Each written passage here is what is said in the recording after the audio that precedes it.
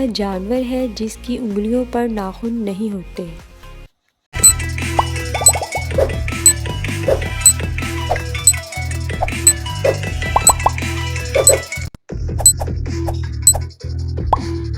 जवाब मेंढक। वो कौन सी चीज़ है जो ज़मीन पर रहती है और पानी में बहती है?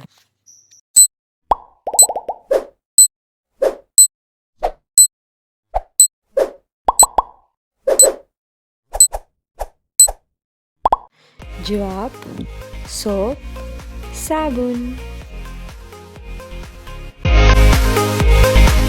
वो कौन सा जानवर है जो आंखें बंद करके भी देख सकता है?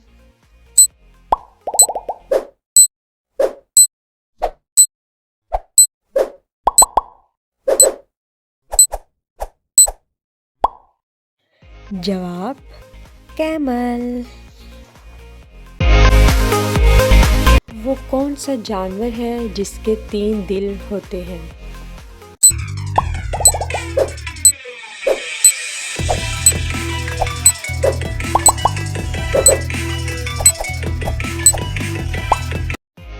पैसिफिस, ऑक्टोपस।